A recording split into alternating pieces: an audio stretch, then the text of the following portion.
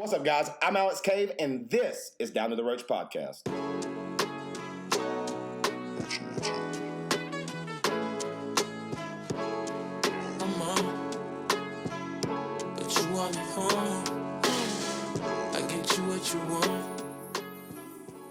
What's up, guys? Welcome back to the podcast. I am sitting here high as hell, decently drunk once again because, I never listen to my own advice, and I'm just getting lit as fuck before the podcast even starts.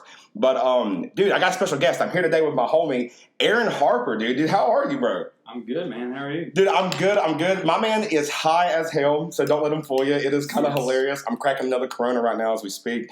Bro, what the fuck was we just talking about before we started the podcast? Oh, yeah, why do they not do the fights? And why is it all in South Carolina?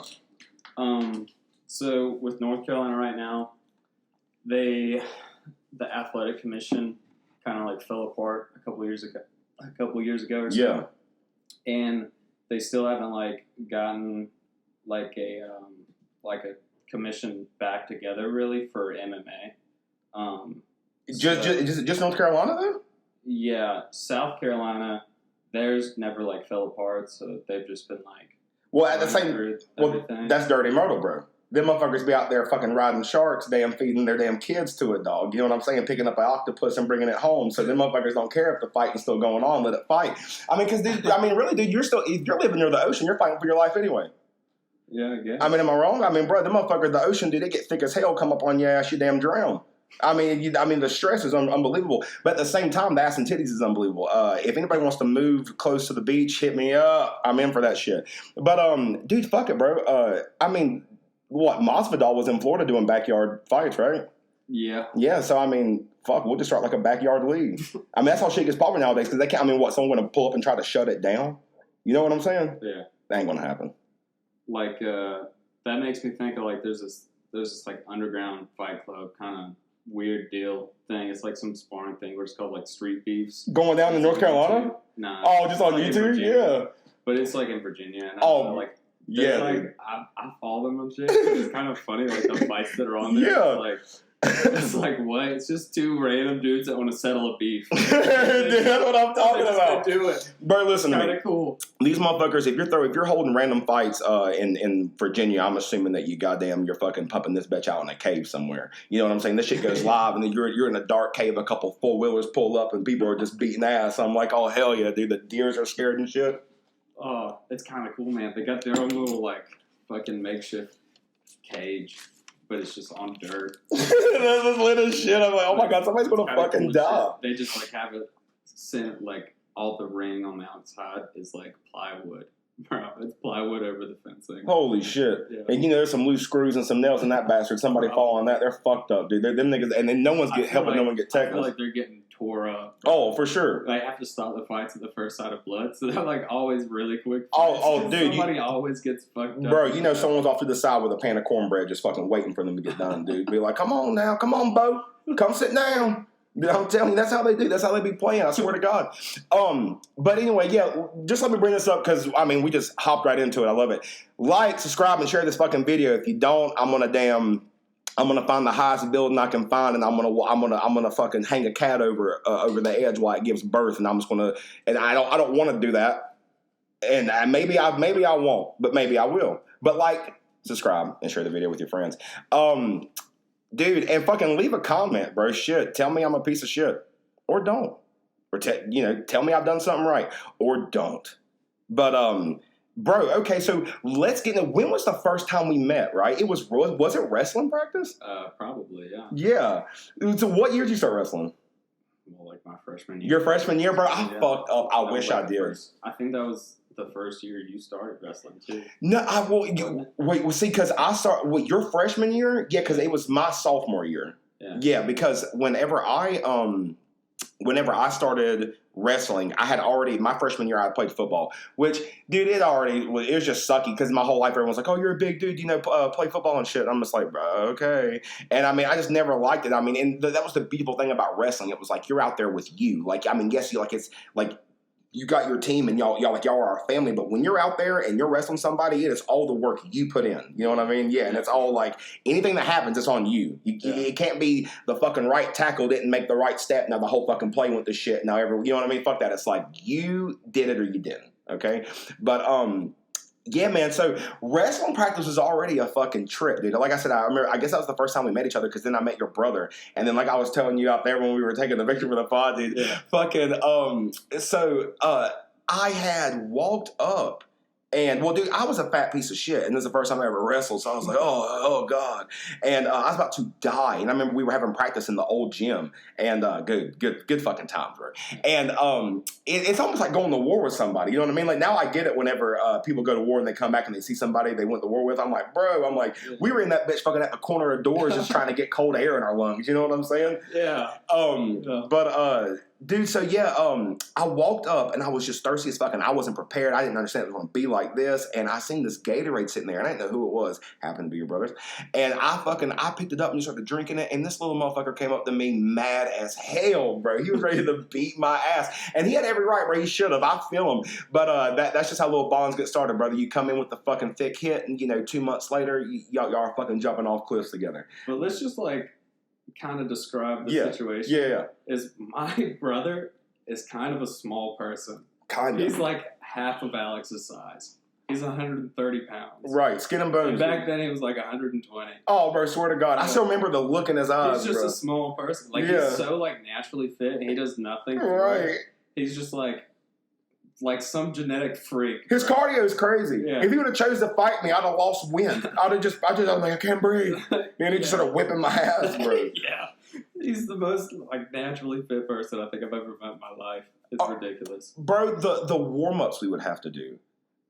Do you remember all that crazy shit? I remember because I've never warmed up like that in my life. So the first time we started doing warm-ups, they were like, all right, cartwheels. It's like, what? Bro, warm-ups were a whole entire workout. Dude, they were dude, I swear to God. Everybody could do shit it was impressive, and you're not I'm not this way at least. I'm not that naturally gifted that I can just do shit. And just come in there and not know what the fuck I'm doing. Right, bro.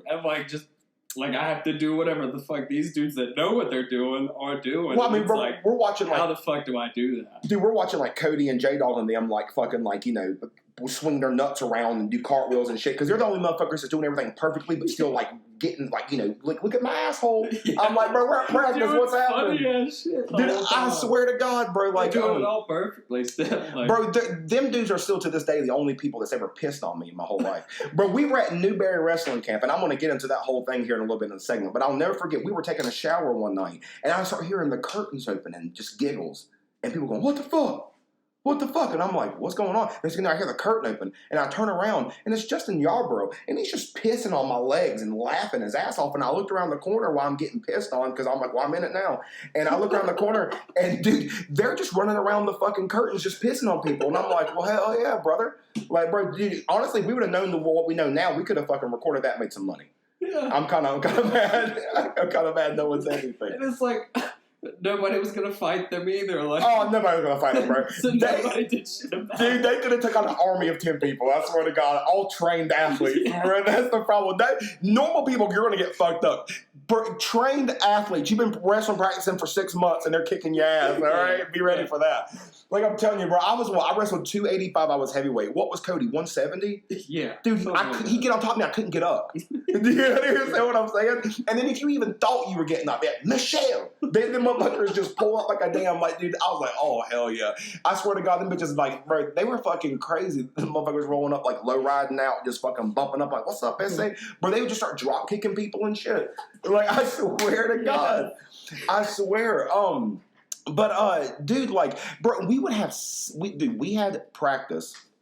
I say 6 days a week, but basically what we would do, we would have practice Monday, Tuesday, Wednesday. Wednesday night we had face-offs for varsity. Thursday night we had matches, and then Friday practice. Wonderful, it's Friday. Then what we go into Saturday, which is tournaments, and what we would fucking show up at it. We'd get up.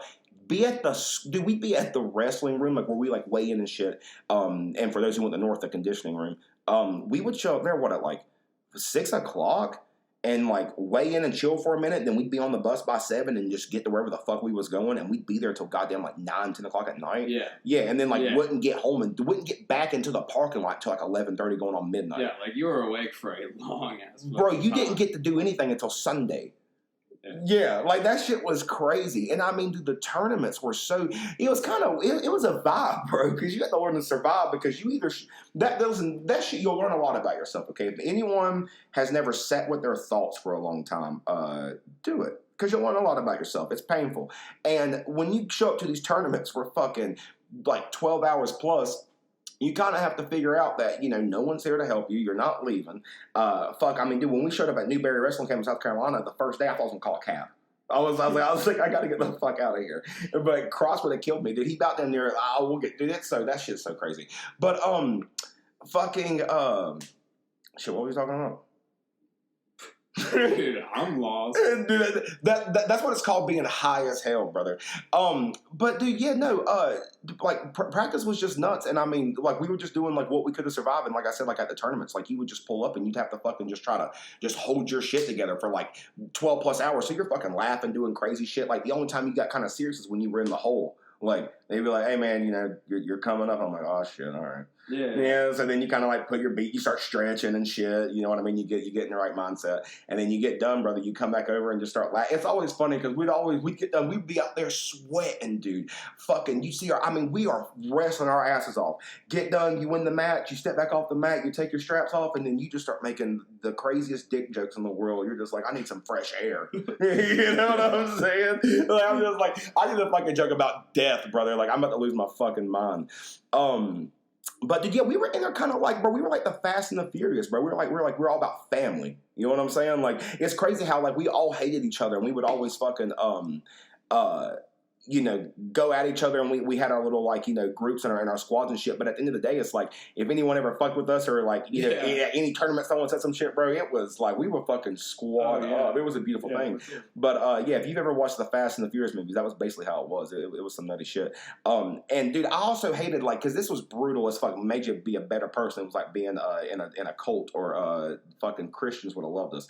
But if one person done something wrong, we all done something wrong. Oh yeah, for sure. Yeah, I don't know how many times I came into practice. But like also, I kind of like love that shit. I loved it. I really love it. Yeah, it gets crazy. Right? It's pretty cool. Yeah. You fucking come into practice, someone fucked up, and like we're all getting in trouble, and you're just like, all right. Looking back at it, like I hated it back then. Like, I was like, this is fucking bullshit. Every fucking day I'd be like, this is fucking bullshit. I never do anything wrong. Because that's the saddest part, right? The dudes that never done nothing. Get, like all the punishment with everybody else, and I'm like, motherfucker. Bro. Like, every day. But now I look back at that shit, I'm like, you know what, dude? I'm happy like I did all that shit. Oh, bro. Made you a savage. Yeah. Yeah, because it make you fucking go that extra mile at the end of the day. Like nowadays, like when I go train and shit, like, and I hurt like fuck. You're right. I'm just like, dude, who gives a fuck? Who gives a fuck? And I just go fucking harder. I push myself past whatever limit I thought I had. Every fucking time I started to hurt, bro. Like fucking okay. So 2 days ago, I ran 5 miles, and my back's been hurting like really bad. Right, bro.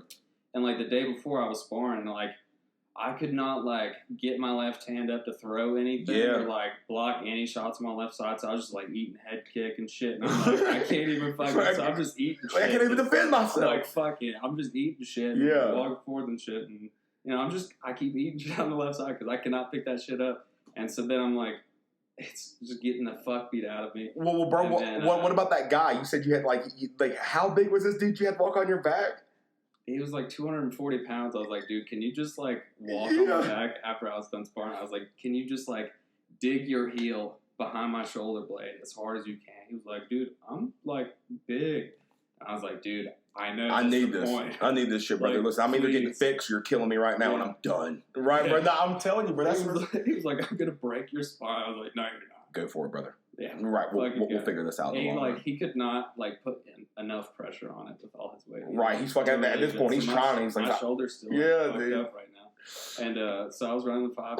I was going to run the other day. I was gonna do 3 miles, and I was running a slow ass pace at first because every time I swung my left arm, my back hurt, and every time I swung my right arm, my liver hurt, and I was like, why the fuck is my liver hurt? And I was like, fuck. I was like, I just woke up. It was like 5 a.m., so I'm like running at 6. Because I train in Greensboro, so like it takes me till like 6 to get there, and I start running. But Well, you gotta think, that's what, like, imagine what the fucking just, like, Spartans or just any warrior, our fucking ancestors felt like, you know what I mean? Because even with us hurting, we still got a little bit, we sleep on, like, softer shit, so on and so forth, eat a little bit better, but it's kind of crazy how it's like, he's like, I threw this in my shoulder, I threw the left end, my fucking liver hurt, and it's like, you know what I mean? It's like, imagine them bad motherfuckers in the day who are just like, well, if I don't fucking get up, my whole family's gonna get raided and fucking raped. They're dead. Like, yeah, like, you know what I'm saying? If they don't. Yeah, you fucking. They just want to chill and be like, oh, dude, like, I don't feel like doing anything. Yeah, my man's got personal. They're gonna fucking die. Like somebody's gonna sneak up on them and fucking straight up. Like my man's any got. Moment that shit can happen for them. Dude, you got fucking goals and accomplishments on the line. You just wake up and it's like, yeah, I want to be better than the day I was before. These motherfuckers wake up and they go, well, my family's still here. I don't see smoke on the horizon. Let's try to eat something before they come. Yeah. You know what I'm saying? Like this shit's crazy. But dude, okay, listen, we all had this one person at practice we didn't like, bro. Who was yours? Before you even tell me, why you ponder on that? I think mine, because no one ever stayed that person, not that I can even remember, but at first, bro, Taylor Richardson just fucking, he would be such a dickhead to me. Then I would just have to hold my ground being like, you trying to fucking go, brother? Like, what's up? But, like, it is crazy because he viscerally hated me for some reason. Like, J-Dog and, like, Cody and them, they loved me. They would give shit to everybody. You know what I mean? Like, normally, they could tell he really had a problem. So when I said something to him, they wouldn't do their whole Michelle shit because they knew there was something going on here. You know what I mean? And, but eventually, bro, we, like, loved each other. Like, at the end, like, we were, like, best friends. But it was just super funny. I'll never forget it one day because he was an asshole. And the next thing I know, I was like, bro, this nigga got teeth? Like, he started smiling and shit. I was like, what? And, his eyes would open, and I'm like, oh, that nigga got a soul. I'm like, that's insane. I'm telling you, like, it was nuts, but I was just like, okay. But, yeah, who was yours, bro?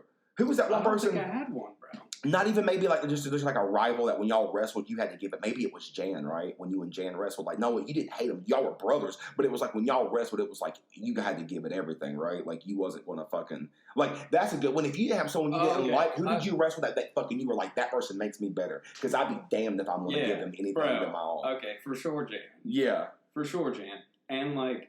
Dude, Seth Murdoch. Oh, bro. True. Because, dude, listen, Seth was like, a little savage bag. He was a little weasel wrestling. Those two guys, and, like, they were, like, at your weight. You know what I'm saying? If they were at your weight. Yeah. And so, like, if you wanted to, like, wrestle varsity, you had to, like, one of those two dudes. Yeah, you know dude. What I'm saying? It's your shot at getting to wrestle. And, bro, like, it's like, those two dudes are fucking savage. Well, just savage fucking people. Let's explain that for a second for people that don't know. Okay, for people people that don't wrestle and shit, when you wrestle varsity, okay, so you watch football, you knew how, like, football worked out. Like, everyone just kind of fucking, you either was on varsity or you were on JV, and then you just kind of, played if you started or whatnot. When wrestling, guys, like, if there were two people in the same weight class or even more, you had to wrestle off on the day before. So you would have to wrestle each other in your weight class, and whoever won is the person who got to wrestle varsity. So you were fucking battling, okay? All week long, you're tired as fuck, you're in practice. Then at the end of the week, great, you have to fucking go hard as hell against one of your best friends. Legitly hard as fuck, like as much as you would in a match, because you want to wrestle the goddamn match. Yeah, so it was literally crazy. And no, you're right, dude, because, like, you wrestle them two, dude, I mean, like, they really make you better. And as much as, like, me and Nick, like, have this little, like, I don't personally have anything against him, just the situation. Yeah, that was, like, yours. For your situation, it was like, yeah, Nick Wimmer. Yeah, and that's a big motherfucker, okay? And his whole, okay, because, like, what was brutal about that, which we're talking about, so let's pick that back up. He was a great wrestler, and for what it's, dude, he was a good friend. Like, Nick, dude, I always loved going over there and hanging out with Liz, and his mom was always awesome, Mary, dude. We'd be like fucking 3 a.m., and she'd be like, y'all want some burgers and waffles? I'm like, well, fuck yeah, brother. I'm like, bring it on. She was always so dude, she was sweet. Bro, she was always hooking dude, because it would always be like me, Nick, Shy, Tuttle, like fucking like Liz. Like, she's like somebody that just cares about everyone. Dude, everyone, bro. She was always doing something dope. And that's why it hurt me whenever me and Nick were wrestling and we were in the same weight class and we were wrestling for heavyweight to see wrestle varsity. And dude, I would get texts from this woman asking me to lose so Nick could wrestle. And I'm like, what the fuck are you talking about? Like, he has more time to wrestle than I do. This is my moment right now. I'm fucking about to be done here. And, dude, like, it was so crazy because, like I said, I'll never forget whenever me and him was just going hard. And, I mean, even, dude, I thought maybe I was shit. whenever me and Nick would wrestle off and I wasn't winning. But I knew something was going on whenever even Cody Tysinger would pull me to the side after our matches and go, bro, Cross is screwing you. Like, you'll get his shoulders down and, like, nothing. And, like, he'll get yours for, just a millisecond. Cross would just slap the mat. Done. Match over. Like, he just wanted him to wrestle that fucking bad. And that's why I didn't wrestle my senior year, because fucking Jared Reeves posted a picture of me hitting the bong on his Instagram, and Holcomb seen it and got Crotts involved, which is funny because I went and talked to the Miss Light, because she was the principal at the time, and I was like, blah, blah, blah, blah. And she was like, listen, it's everything straight, just don't do it again. Okay, I'm like, thank God I want to wrestle. And then Crotts was like, no. And then I really could have fought it, but I was like, dude, I'm just going to go to college and make music. I don't even give a fuck. I kind of be fat for a little bit. So I was just, at a certain point, getting into the high school crowd, I was just like, well, shit, dude. But yeah, man, it was just crazy. Like, because I loved wrestling, and I'll never forget when me and have that last wrestling, like that last wrestle off.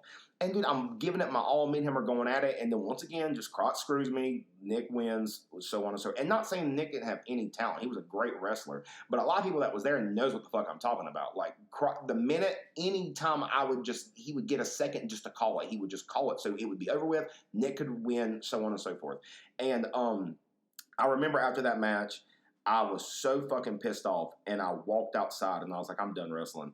And I was like, because it was the last match. Because at a certain point in the year, you stop wrestling off. You have this one last big wrestle off. Yeah. And whoever wins that wrestles for the rest of the fucking year. Yeah. That way they can place for regionals and states and so on.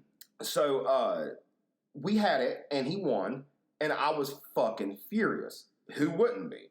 And I walked outside, and I'm getting my breath, and I was hot as hell, and I was like, dude, I'm done with this shit. And they were like, no, you're not. Wimmer needs a practice partner. And I'm like, well, I was like, that's true. I didn't think of it like that. And I was like, you're right. So I stayed, and then someone, I don't know who said it, but it was just one person. I think it might have even been Coach White. But he was out there talking to me, and he was like, man, listen, you never know. He was like, Wimmer could get hurt, and then you have to wrestle again. And I was like, okay, yeah, whatever. I promise on my family's grave, if it wasn't that next match, he got hurt by that. We were at home. We were in the fucking old auditorium. He was wrestling some big black dude. I don't know where he was from. And Nick went to, they started from fucking Nick was down and the dude was on top of him. Nick went to stand up and the dude dropped and grabbed his ankle and fucked it up, dude. And something happened. Nick couldn't even get up and he got injured. I was like, what the fuck? And then the minute it happened, Coach and them looked right at me and they were like, be ready. And I was like, fuck. So then I started getting back in, literally missed one match and then got right back into the shit. And it was so nuts because, it was weird, dude, because never in my life had something kicked in because I didn't lose a fucking match past that until regionals or, because I lost 1 point at regionals. I was 1 point away from going to states. And that's the first time and only time I've ever cried in public. I got off that mat. I was 1 fucking point away from going to states. I had worked so hard to this point. All this crazy shit. And and that's the one thing, bro. Crotts, bro, me and him, I can say a lot of shitty things about that guy, but I lost that match and I got off and I started crying and the man just came over and he just gave me a big hug and he was like, man, it's going to be all right. And I was just like, well, shit, dude. Yeah. And I fucking walked outside and come home. I was like, I'm a failure. And she's like, bitch, shut the fuck up and get home. And I was like, all right, thanks, bye. You're right. But yeah, man, I'll never forget. You go through some shit with that stuff, but it makes you better. You go to the gym and I'll be in the sauna sometimes, just as a same thing. People be like, you care if I cook it? I'm like, you have no idea. Burn me. I'm like, I can't breathe and it's natural. Yeah. So that reminds me of my little story of wrestling in high school. I really didn't wrestle until I was a senior. I wrestled a little bit junior year, but I was always hurt and shit. Yeah, bro. And also even if I wasn't hurt, I wasn't gonna make varsity those years anyways. The dudes in my weight class that I would have to beat out was Seth Murdoch and Jan Pabone, and there's no way I'm gonna beat those two guys. People don't understand that so I didn't really get the chance until later on in our years, whenever our weight differences actually started. Some of us started rowing, right, bro, and just naturally weighing more, so they'd move up a weight class, right. You know what I'm saying? And so I didn't hit that until my junior year. Yeah. So I was still small freshman and sophomore year, but then junior year it was starting to kick in for me. But I was hurt, and so I wouldn't have even got the chance to wrestle off. But I wasn't gonna beat Seth Murdoch then. Right, bro. But then senior year there was nobody at my weight class that could beat me. Right. Because they moved up weight classes and stuff. So you start getting out of this shot at it, and I was like wrestling good because like I'd been wrestling before, but I was like wrestling good. I was doing like good. Like we'd go in weekend tournaments, I'd be undefeated. But it would be like team duels, so they don't actually count for shit. You don't get a medal or anything. Right. It's not like a fucking duel that like Krotz did in them because it wasn't Krotz anymore. It was just Coach White my senior year. Right. So we didn't have like all that really good shit from Krotz that like was focused on you individually. So they were all like team duels and shit. Yeah. So like you wouldn't get any kind of recognition for going like 5-0 that day, you know. But like I would do it all the fucking time, like every fucking weekend. But it didn't mean shit, man. And I'm like, fuck. Right. And then coming up to like regionals, I thought Jam was gonna drop down to 52. Yeah. And take that spot from me. And he challenged me to a wrestle off, and I was like, fuck. Like, instantly, man, I was like, fuck, dude, I'm done. I was like, I'm done. I'm done. I was like, because at this point, if he beats me, it's him for the rest of the year, and I'm done. Right, you know what I'm saying? So I was like, fuck. And so, like, I wrestled my ass off against him, bro. And I was so fucking pissed when he won, but he won outright. You know what I'm saying? Bro, I was so fucking pissed. It's crazy because you're so tired. Then afterwards, he was like, I'm not moving down to 52. I just needed somebody to wrestle so I could cut weight. And I was like, I was like, fuck. What are you doing to me? I was like, you broke my heart for a minute, bro. Like, I thought I was done. Right, he's like, I just lost 5 more pounds. Fuck me. He scared the shit out of it. He was like, I just needed to cut weight. And I thought it was like he was coming to take my spot. Holy fuck, that's hilarious. I think he was fucking with me too. Right, of course, yeah. Why not at this point? It's fucking hilarious, though. But that's what we all did, dude. We just all had a good time just fucking with each other. I remember, and I don't even think he was fucking with me. I think Cross was trying to be serious, but I'll never forget that one time. I was like, yo, I gotta use the bathroom. I was like, okay. And, you know, you couldn't take a shit in the wrestling room. Like, it's hot as hell and urinals. And the only good thing you could do in that room, you could go throw up in a toilet or piss in the urinal. That was about it. Yeah. So I fucking had to walk up to the new gym to go take a shit. And there was like a track of mud right there that I had to walk over, you know, to get to the fucking cement. So I gotta use the bathroom and come in. Obviously, I guess there was like a piece of that mud attached to the bottom of my wrestling shoe, and it was on the mat. And I mean, it was literally like a pebble, like of mud. And Krotz, dude, tried to it wasn't even a joke, bro. If it was a joke, it was the worst joke he's ever pulled because he was mad. He legitimately thought I had shit on the mat. And I said, Krotz, I was like, dude, you're crazy. I didn't shit on the mat. I'm like, but I have on shorts, long socks, jogging pants, wrestling. How the fuck did I shit myself and the turd work its way through all that onto the wrestling mat? And we're looking at it, and I was like, dude, that is mud. And he's like looking at me like, dude, everyone's laughing. He's mad as hell. I was like, dude, you're fucking with me right now. Like, why are you doing this? I'm like, I didn't shit on the goddamn mat. Yeah. Bro. And I'm like, bro, you know me, I was crazy. I was like, dude, if I shit on the mat, I'd have said something. I was like, we would have celebrated it. You know what I mean? Like, Jesus, bro. But, dude, let's talk about one of the greatest vacations me and you've ever taken together. It was called Newberry wrestling camp, South Carolina. You didn't go to Newberry? You didn't go to Newberry, bro?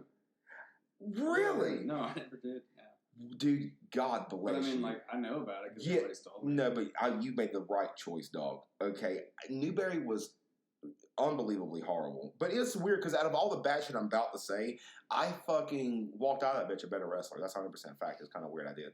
But dude, we got there the first day and I legitimately thought I was going to fucking have to hit up just fucking be like, yeah, mom, I either pick me up or send a cab because I got to get the fuck out of here. Like, dude, it was so goddamn crazy. We were getting up because I think me and Jan shared a room, I think. But I remember we would get up at fucking, at like 5:30, we'd have to be in the courtyard at like 6, like all of us just standing outside. Then they literally, coaches got in their cars and rode down the road, and we had to all jog or run or whatever down to their like off-site fucking workout area, like a whole building. We ran past a restaurant and shit just to get to this place where the workout area was. And we'd get there and we'd have like stations, a whole fucking thing we'd have to do, work out, then we'd fucking run back. I was like, dude, am I going to goddamn save the world? I was like, you know what I'm saying? I was like, put me in a suit after this, bro. Fucking, y'all send me more Amber Alerts. I'll fucking go find the kid. You know what I mean? But, dude, so, like, we would run back and then we'd have, like, because we'd have, like, we'd come back, we'd have, like, a break. We could, like, take a shower and then, like, get ready for breakfast. And then, I'm pretty sure after breakfast we had like, I think we had like a small practice that led into lunch. That after lunch you were good for a little bit after lunch. That led into another practice. That led into dinner. That led into another practice after dinner, and then we were done with practice fully by like 8, 9 o'clock at night. So by 8, 9 o'clock at night, you were off the shift. Okay, you were fucking done. So you could go run around, do whatever the fuck you want, be retarded. You just had to be back up at 5:30 and be in that courtyard by 6 a.m. And if you wasn't, they'd be everyone. You know, obviously we all got fucking whipped. You know what I mean? So it was goddamn crazy. And so when motherfuckers like, dude, it was like when we were getting up in the morning, walking out, they were like, you better make sure your person's up. Bring them with you. Fucking throw them on your back. I'm like, what the fuck are you talking about? You're talking to some kids. I'm like, tell these motherfuckers to get up themselves. You know what I mean? Like, you're the adult fucking me. Like, but make you responsible of everyone, bro. Some savage shit. I'm telling you, if you not just yourself, bro. If you ain't never cussed a friend out, you will. You will in wrestling, yeah. And it's not even personal. You're just like, get the fuck up. You're like, you're killing us right now. Yeah. But dude, so yeah, like, and I'll never forget, bro. We were, I don't think I was asleep yet, but Jen had passed out, and Cody and all them saw that be funny to put icy hot on his nuts. So they just pulled his pants down while he was sleeping, bro, and just started rubbing icy hot all over his ball sack. And then they woke him up, and Jen was like, ha. Ah! And then he stood up and he literally waddled down the hallway with his hands on his nuts and his pants down. Went to the shower and just started washing off. Dude, he was in so much pain. I couldn't believe it. And he had the best spirit about it. He didn't yell at nobody. He was just like, oh, you guys. And I'm like, oh, hell no. I would have been mad as hell. Like, Jared just accepted that it was fucking hilarious. Oh, he just accepted the fact, yeah, absolutely. He was like, oh, I'm here. It's like, I respect it. Oh, yeah, like, straight up. Funny as hell. Straight up, dude. But do you remember Dylan? Dylan who? Do you remember our Dylan, bro? He was like a little baby bird that, like, we nested. That's kind of fucked up. But he was, bro. Dude, listen to me, and I mean this. I don't know if Dylan was, like, challenged by any means. Yeah. I know. He said, yeah. Oh, shit. Well, listen, like, because his mom would always just... I'm sorry, it's not funny, though. Oh, it's not funny. You're right, it's not funny. It's hilarious. A situation. It's hilarious. Dude, if you wasn't there, you don't fucking know. And what I'm trying to say is, like, because his mom would always, you know, tell us, but, like, if I remember, because, like, yeah, Dylan, you know, he has a little trouble. He's a little slow sometimes. But, dude, to me, Dylan was not fucking slow by any means. This kid brought it every fucking day at practice. I'm telling you, Dylan would wrestle. Yeah, he was like a little machine. Dude, I loved wrestling against Dylan. He would fucking bring his shit, and that's what I love, bro. It's like, Dylan, I don't even, because like I said, his mom would, any person didn't know him would be like, oh yeah, he's slow or whatever. But, bro, Dylan was just like, he just didn't, like, he was just, I don't know how to put it, but I feel like if anything, he was just more of himself than anybody else. Dylan didn't put up a fucking front for nobody. No. He would just, we meal practice, and he just talking about, yeah, I went hunting. Shot a deer, and I'm like, just as serious as you could be, dude. He'd be in the middle of a double leg, just be like, I killed that thing, I skinned it. I'm like, oh fuck, dude. Like, dude, yeah, he'd have not a front. That's just him, dude. He'd have you in the cradle talking about sharpening knives and stuff, and I'm like, honestly, bro, like, is that challenge? Not is that really in art back when we were kids? To be honest, like, you would have an adult say challenge, and we'd be like, yeah. But now, as we're adults, like, you can see clearly. He wasn't. He's just somebody that just has never given a fuck. No, and that's the thing. When most people, because we always, and that's what his mom loved. None of us gave Dylan any slack. We was not a piece of shit to Dylan, but we were ruthless to Dylan, just like we was ruthless to every fucking body else. Yeah. And true. Dude, everybody. And fucking bro, he was like our brother. Anytime Dylan, bro, we always stepped up for Dylan. We were like, bro, somebody please. We were like, we will fucking chop your head off. You know what I mean? Yeah. We'll give it to him as an ornament. But, like, never treated him special at all. Oh, no, bro. Yeah, Dylan got his ass kicked. We tell Dylan to shut the fuck up. Else. Yeah, and Dylan would tell you to shut the fuck up, bro. That's because Dylan would be like, okay. About an hour and a half in, he's like, bro, fuck you too. He's like, I can't stand it. Yeah, dude, he'd have enough of it, bro. Fuck me, I love Dylan, dude. Shit, man. Well, damn. Okay, listen. Because Newberry, once again, I literally thought I was going to die. And the only thing that saved me was the cafeteria, bro. Because, and by the way, I went to Living Arts College in Raleigh. And, I mean, that place was, it was really nice. And just for, like, artistic scale. And, I mean, bro, like, I remember I would work on a soundboard almost every other week that was like a $250,000 soundboard. Like, they had nice shit, but they had no cafeteria. I was like, what are you doing? Like, I have to fucking order Papa John's every time I want fucking food. And shout out to the Papa John delivery dudes because they pull up and they be like, "What's up, man? Man, you're kicking ass in school, aren't you, brother?" I'm like, "You keep doing it." And I'm like, "Well, fuck, dude, I'm gonna order another pizza just for a boost. I'll see y'all at fucking 7. You know what I'm saying? Like, they were boosting my morale, so I was like, I was in for it, dude. But shit, bro. Okay, so do you Oh, well, shit, yeah, man, because that sucks that you didn't go to Newberry, because I was gonna be like, bro, do you remember our schedule? But I mean, fuck, yeah, like, you didn't go to fucking Newberry, that kills me. Yeah. Shit. Well, dude, I was gonna bring this up to you, because I say it all the time, have you ever had to have your ears drained? No. No, you haven't got fucking... I don't even have cauliflower ear now. Like, do my ears look fucked up to you? No. I take pride in that shit. That's what I'm... Because you know what that means? Is I don't get my fucking ass beat. And I do all this shit that everybody else does. And we never wore our headgear in practice either. Like, even now, like, I get my ass wore out every fucking day of the week right now. Right, every fucking day of the week, I get my ass worn out. And if nobody's doing it to me, I do it to myself. Like... Right. Okay, see, so... as far as like never getting, because I'm once again in practice, we didn't, we like, I know I didn't. I swear there was like one crazy person that might even been Dylan every now and then. But I was like, I'm not wearing my headgear. Like, I just didn't wear headgear in practice. If I was wearing headgear, it was fucking on the mat. And did it felt, because that shit suffocated you, did it not? Like, and it would always be, motherfuckers, especially in a match, they'd be grabbing onto. That's why you had to have it tight on your head, because when you're getting your head slapped around, if it's getting slid off, they're not going to stop the match unless you're blind. You know what I'm saying? So when your headgear's getting slid around, as long as you can still see, the match is going. Fix it on your own time. Yeah. But yeah, I remember whenever we got back, bro, I was so ready to fight in the cage leading into MMA, because I started training. When did you start training mixed martial arts, bro? Honestly, yeah, like doing it all together, or like a specific martial art? Just any, bro, because it's all art. I mean, even wrestling, down to when we started wrestling. But like, when did you start like throwing hands and being in the cage? Fucking throwing hands and being in the cage like 2 years ago. 2 years ago? Yeah, so not long at all, really. Well, see, because I remember whenever I got, because I was training and I was doing it at Section 8 across from the high school, like it was right beside the casinos and stuff.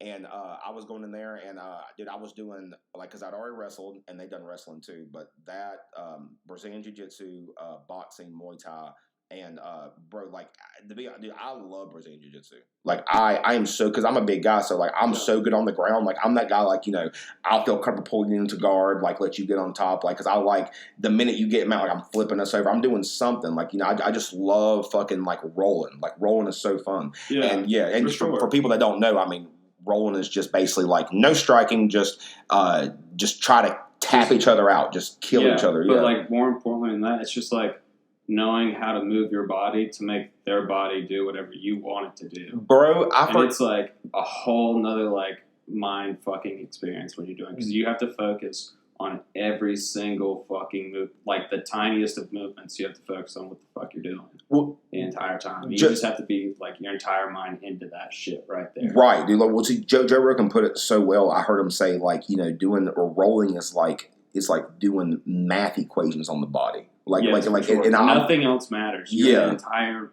fucking another realm. And it's weird how you can feel the shift and weight. A lot of the times, I do it with my eyes closed most of the time, to be honest. Right, bro. That's what I'm saying. I swear to God, I do. Yeah, like it's not I'll even be doing shit, and just if their body's touching me, I'm just like, my eyes are closed. Because at that point, like even in fighting now, bro. Like even whenever I fight now, if I'm like clenched with somebody, I normally just fucking shut my eyes and I'm just like... You don't need to see it, bro, yeah. Because I don't need to see anything visually. Right, you can feel that shit. I know what the fuck's going on with my body. I know how all the fucking movements are coming. Absolutely, bro.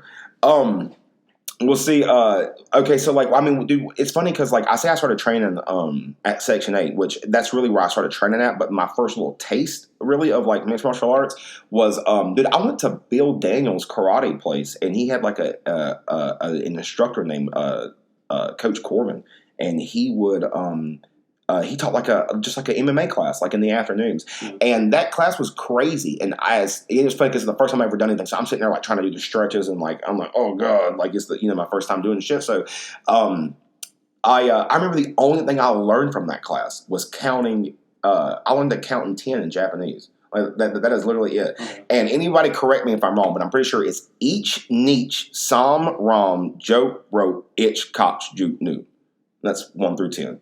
Because we literally have to count everything we've done in Jack. So I was like, well, fuck, I guess I learned it. You know what I mean? Like, I had to fucking remember this shit. But, and at that point, it was like, I don't even know what number this is. I'm just fucking remembering the pattern. So I'm just, you know, I'm like, oh, it must be 9. But nonetheless, so that's the only thing I really remember from it. But, dude, so, like, what would you say your favorite art is? Like, I love Brazilian Jiu-Jitsu. Like I said, I love just fucking wrapping up with somebody and, like, seeing where that goes. I guess... Personally, overall, throughout my entire life, Brazilian Jiu-Jitsu. Yeah. But I'm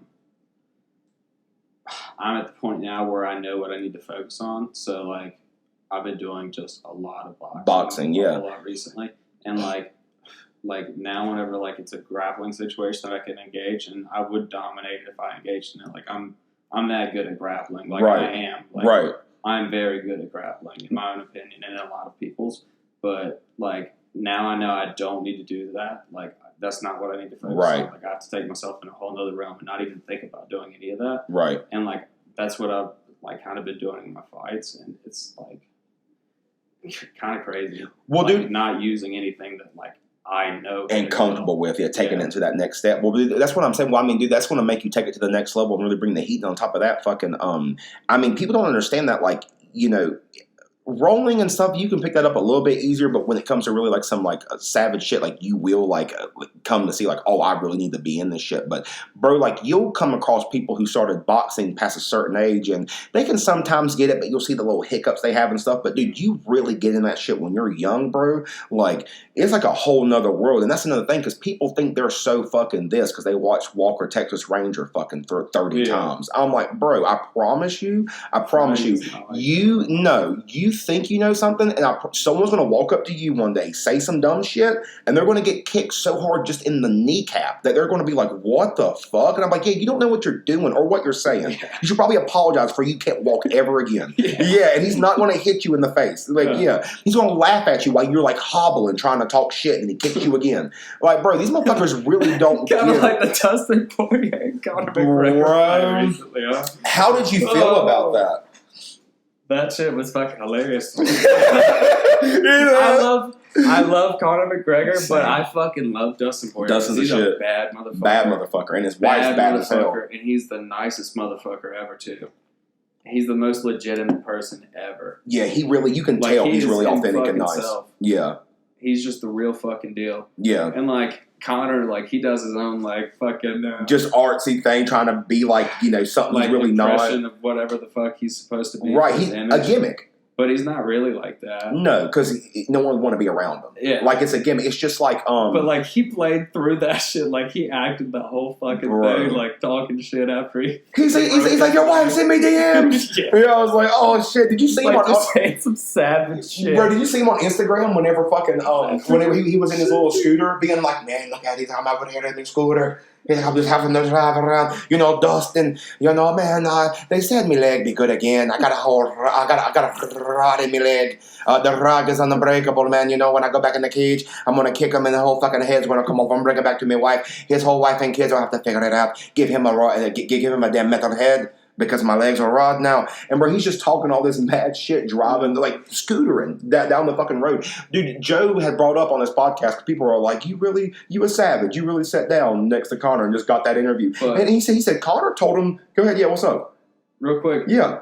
That is some savage shit, though. Like, to talk shit after having that done and know that you're going to get that shit fixed and you're still going to fucking fight. Bro. Because he will still fucking fight whenever he gets that shit fixed. Absolutely. He's a savage. And, bro, like, I've got, like, plates and screws on my ankle.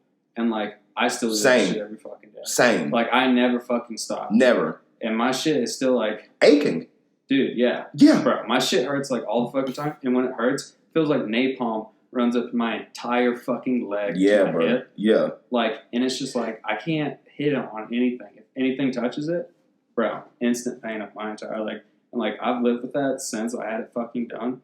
And now, like, dude, fucking, it's, like, crazy. Like, it's put me on, like, such a different, like, level with shit. Because, like, I'll just keep fucking going. Like, right. Like, the other day whenever I was running, like, I was hurting like fuck. And I was like, well, fuck it. Instead of 3 miles, I'm doing 5. Like, fucking, I'm going to push myself past whatever point I thought I fucking had. Well, dude, that's that shit that people don't understand, too, because it's like, those are the times, like, I know it might sound silly, but it's like, bro, those moments when you can fucking really dig deep and it's like, put all the bullshit aside and find yourself in pain and go, nah, I'm not done yet. Yeah. That's whenever you're doing something, like, this might sound silly, but guys, gals, I'm serious. That's the type of shit you push through and then, like, you're fucking just, like, at work and whatever's going on, you're like, bro, this ain't shit. You fucking, once again, sounds dumb, but, bro, you see, like, a fine-ass bitch, a good-looking dude that you see out, and fucking, you just be like, bro, I'm not worried about going on and talking to them and trying to embarrass myself. I literally thought I was going to get eaten alive today by a mountain lion while I was running. Like, you know what I'm saying? And, like, I was in pain.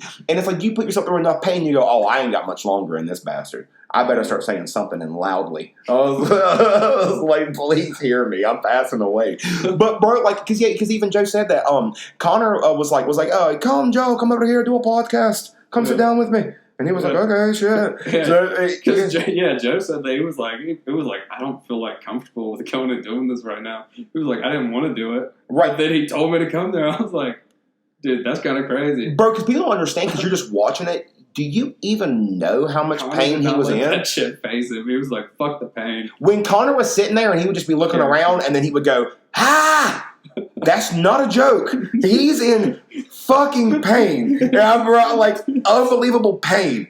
That shit was so fucking crazy, bro. Like, I loved it. Like, I live for those fucking fights. And that's what people were saying. Like, you got interviewers and people being like, oh, Connor's old. He's done after that fight. And, like, even, like, no, you don't understand. Like, even the coaches said that was a pre-existing injury. Like, he had got it in fight camp. They had shown the video where he had already gotten it. They had went before the fight and got x-rays and said it was fractured. So he went to fight Dustin knowing he had a fractured bone in his leg. But with that, knowing that if he was going to beat Dustin, he had to throw leg kicks to get that done. Had no other option. If he didn't throw leg kicks, he was going to get his ass fucking beat. Well, he threw leg kicks. He was still getting his ass beat anyways, because that's just Dustin Poirier's on a whole nother fucking level. Yeah, boy on But Connor was still fighting his fucking ass off and fighting whatever fight he needed to do to beat Dustin. Absolutely. He could not get it done. And his fucking shit snapped. Well, that's the thing. Because he kept pushing it, knowing that he couldn't or that would happen. And he kept pushing it. Knowing that it would. Do you not understand knowing he had no other choice. How bad of a motherfucker that is? It's like you have how many of you would know that your arm, like you have a dislocated shoulder, but you're like, it's all right. As long as I keep it close to my chin, I can do this and I have to go fight a fight. And you try to go in and win at Auburn. That's a bad bastard. So with these people being like, Connor's done, Connor's whatever, wait. When this man heals back up, and then he has his, because listen, y'all, he's not going to go right back at Poirier. He can't. That's just not how it works. At this point, he's going to have at least one good fight against someone that matters. Yeah. A lot of people are saying Gaethje. Could you imagine? Justin Gaethje versus who? Conor McGregor. Yeah, right, dude. Yeah, Eric's like, oh fuck, dude. No, yeah, could you imagine, bro? Conor McGregor and Justin Gaethje. Yeah, Justin. Bro, after seeing Gaethje and Ferguson, I was like, bro, I watched a live execution. There's no way Ferguson should have been walking. That's one of the tough. I'm telling you guys, if you really want to see a bad motherfucker, watch Justin Gaethje wax the fucking floor with Tony Ferguson, and he stand there like nothing's happening. Tony Ferguson's spine is being thrown across the cage by fucking hooks, and he's bleeding profusely and just standing up. Just going through unbelievable fucking pain. I don't think Ferguson dropped once. The entire time. Going through unbelievable fucking pain. I've never seen someone hit harder. Fucking fighting. I've never seen someone hit harder in my life. Like, fuck Kimbo. I've never seen somebody hit harder over and over and over. And he just didn't drop. He just didn't drop. I was like, holy shit. And it sucks because Ferguson was a bad bastard and he hasn't been the same since that fight. Bro, and that also like brings up the point of like Sean O'Malley's last fight. Holy shit. Whoever the fuck that dude was. Which apologized for not knowing, right? But that dude took the most vicious beating of any fight, probably fucking ever. He's just doom. His head's no grappling at all, really. No grappling, just getting punched and kicked in the fucking face, body, and legs the entire fucking fight and not fucking stopping. Before the fight, Sean O'Malley said, "This is for the Phoenix Suns." Yeah. Just out there fucking fake dribbling and shit. Playing a fucking game. Bro. He was so much better than this dude. But this dude fought the entire time. Bro, he was slipping past guard. Bro, he was putting his hands up and it didn't matter. Stopped. Yeah, dude, I'm telling you, people like that, you don't understand. You try to run your mouth to someone like that and you start throwing bombs, you're never going to win. Beat them. Never going to win. You're not going to fuck them up. Yeah. And if it's to the death somewhere. Yeah, you're dying. You'll die of exhaustion. Yeah, you're dying, brother. Whether he does it, yeah. Like, you're fucked, you're alone, you have to fight that dude. If you lose, you're dead. Guess what? You're fucking dead because you're fighting me. He's like, you're fucking dead. Yeah, bro. No, that guy was something else, dude. Well, I mean, like, and because my favorite, I was going to bring this up later, but I mean, let's talk about this now. Fuck.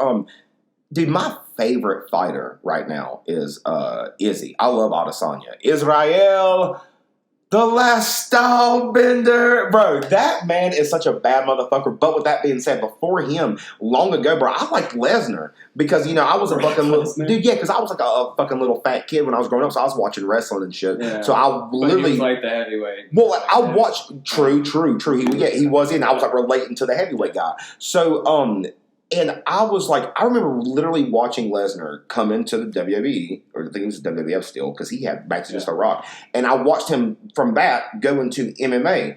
And I just kind of felt him when he went into that, and everyone wouldn't even give him a chance. I just kind of like related to the fact that no one would give him a chance. You know what I mean? Like, he went in. He was like a really fucking good college wrestler. Dude. Collegiate. People don't even know what. Like, he was like 4-time All-American. Really fucking Lesnar, dude, like Lesnar will fuck you up. Wrestler, bro, love Lesnar. That's why I was like, dude, I could not. Anything pure grappling, if that man's touching you, he's going to fucking maul you. He's so big. And this is not a joke. If you see. Control you the entire time. Bro, you see Lesnar now, go look at pictures of Lesnar when he was in high school.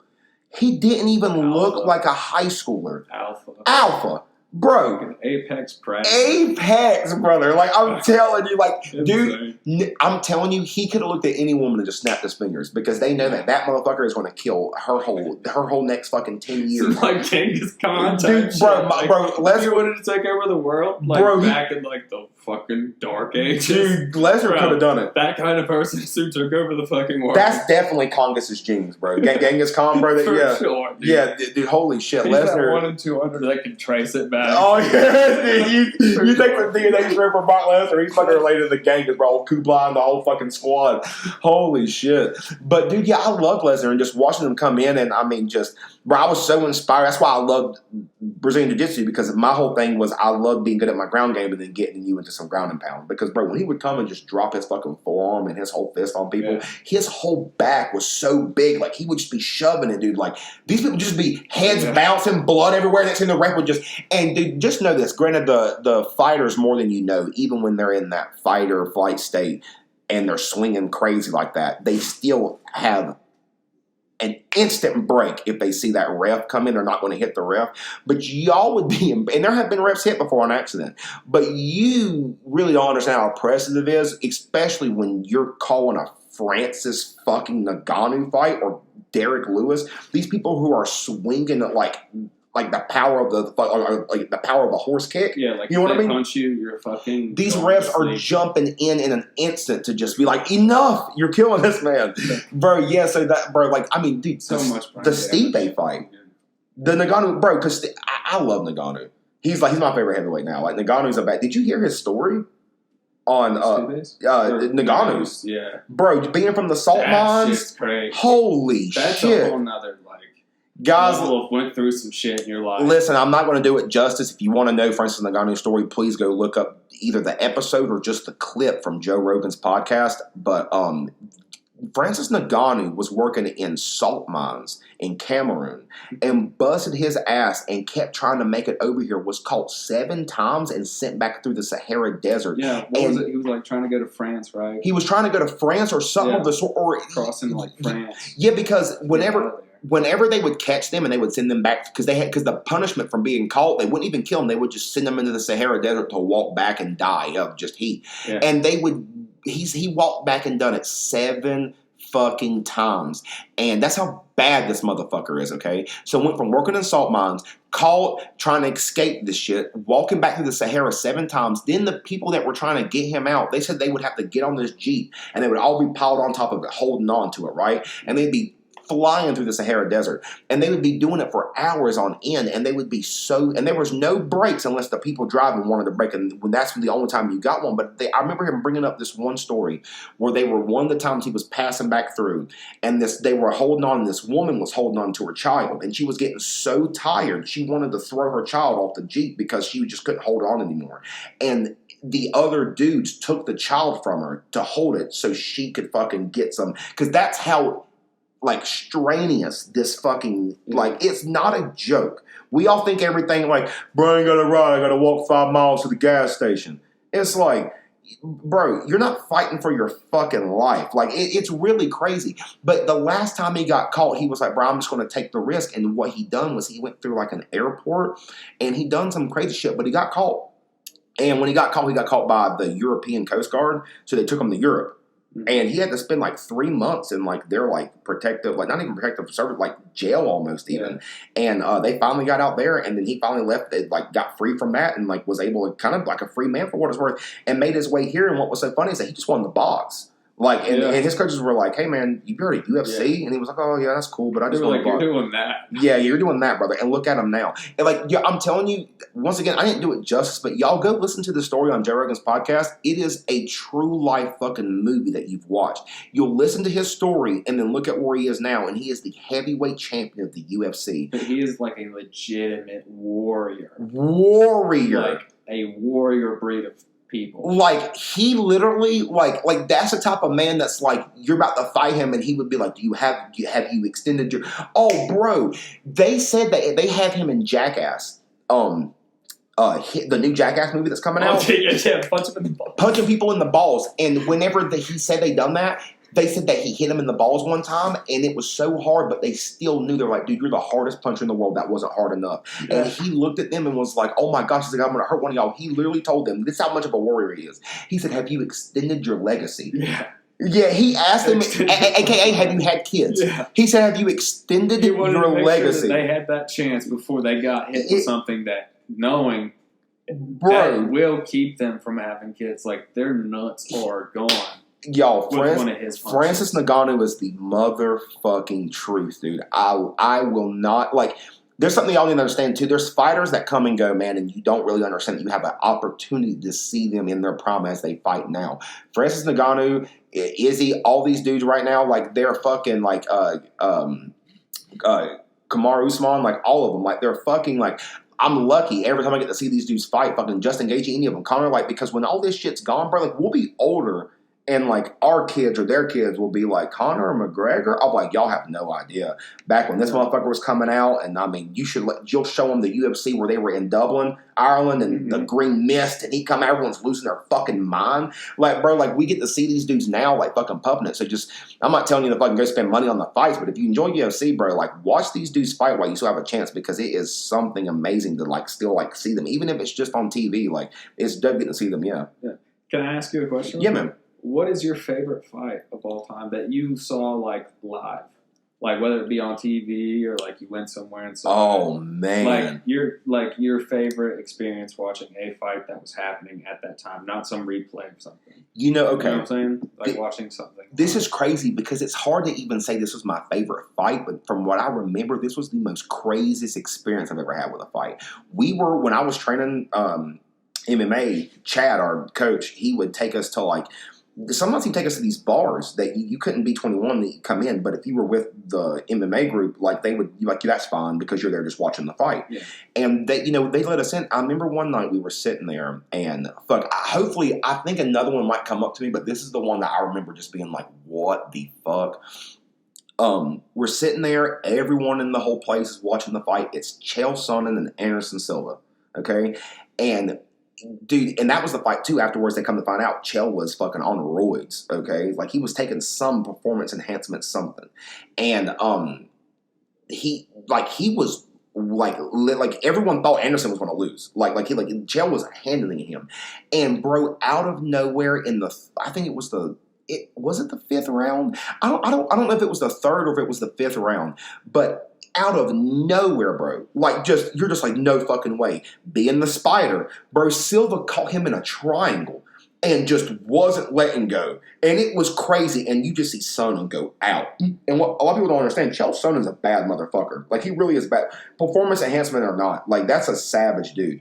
And he just went out, bro. And I'll never forget that fucking place. Like, everybody went crazy. People were hitting the tables. Beer was spilling everywhere. Like, it was like everyone was just going crazy. Because being young, like, I didn't, because being young, you're just kind of like watching, like, oh, cool, Anderson Silva, like, that's who I like. But I didn't understand that everyone loved Anderson Silva. So they're watching him kind of get waxed by Sonnen the whole time, really, especially if you're going by the scorecards. And, bro, he caught him in a triangle and ended him. And it was just the craziest shit. Like, everyone lost their fucking minds. So, like, if I could think of another one, I will. But that's the one that really stands out to me. Like, what was yours, bro? Mine, and I just rewatched it a few days ago. Oh, that's shit. Why I wanted it next. Yeah. It was fresh on my mind. But Alexander Gustafsson versus John Jones, their first fight. Not their second, but their first fight. Yeah. Dude. Yeah. I remember because I was in high school and I went with all the guys to Hooters. To watch it. Yeah, dude. And it was fucking funny shit because there were some like rednecks and they're watching the fights too. Yeah. And I'm like sitting there right next to Jan and we're like, our backs are to these dudes' backs. And they're like big, like older guys. And we're like fucking 14, 15, right. 16, whatever the fuck age we were. Yeah, you were approaching their women. Yeah. They were like, USA the whole time, like, but they didn't realize that John Jones was the American fighter. They just assumed because he was black that he wasn't. Oh my god! Gustafsson's like, fuck, that is whatever the fuck. What the fuck? So they thought just because he was a white dude, that was their guy. USA. USA, we love white men. And like, oh shit. Jan took around. He was like, I'm tired of this shit. It's like, Jan's like, John Jones is the American fighter, and they were like, is that the black one? Yo. He was like, yeah, the other dude's a Swede. And they were like, oh, well, fuck them both then. Fuck them both. Just turned around like they were done with it then. Yeah, he's like, the white guy's not from America, and the black one's just a little darker than we thought. Never mind. Hey, Bobby, go get the hounds. We're going hunting. I'm like, what the fuck? But that fight, though, was the best fight I think I've ever seen. Yeah. And I think Alexander Gustafsson beat John Jones in my opinion. Bro, I think he got robbed of the decision. Dude, I think that might be my new favorite thing now is just chanting USA for no goddamn reason. Like you know what I'm saying? Just fucking watching two people fight, just go, USA! What are you saying? This is the most sad. Like, don't do that. How about we don't do that? Like, let's just fucking support the fighter. But now you're bringing politics into it. If you ask me, you literally watching two men who's been training black belts, just ready to fucking throw down to see who's the better mixed martial artist, and you're going USA. I don't know where you from. They're like, they're both American. This one lives in Minneapolis. The other one lives in Wyoming. He's like, oh, well, hell, well, all right. I'm like, well, damn, dude, I can't live like this, bro. These fucking hillbillies are killing me, bro. I'm about to crack open another beer, brother. Hell yeah. Dude, what tournaments have you done? I think you've done more than me, but I know as far as like, and I mean mixed martial arts tournaments, Brazilian Jiu-Jitsu? Well, yeah, because I've done U.S. grappling and I've done NAGA, which for those who don't know, it's North American Grappling Association, and I got first in both. Because I was always a bigger kid, so. U.S. grappling was my first one that I ever participated in, and I'll never forget it because it's the first time I kind of felt like people kind of noticed me just for something. After my first match, people were coming up to my coach and just being like, how old is he? Like, just being like, he's really good and shit like that. I was like, dude, I couldn't believe people were just saying cool shit like that. And then I made it to the very end, and I'll never forget it, bro. Like, I'm not over exaggerating. I fought this black dude who was just. He was so fucking big, bro. And I remember they said he was going to play football in like Mississippi or something, like something crazy. He was about to go to college. Like, he was huge.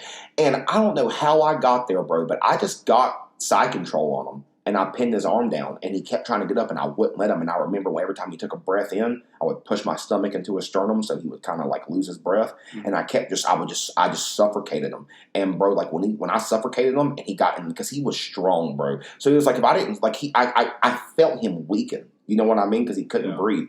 And when he finally did, bro, I called him in. I think it was the Kimura, and he tapped. And I mean, because, you know, for people that don't know, a lot of Brazilian Jiu-Jitsu or just, you know, grappling or anything, like, it's, I wouldn't say it's embarrassing, but, you know, if you really do pride yourself as a grappler, you really don't kind of want to get caught with any arm locks or any wrist locks. Like, if you're really going hard, I would assume, like, you know, you're going for, like, you know, leg locks, you know, heel hooks, fucking, triangles and shit. Like, I mean, most of them just doing any.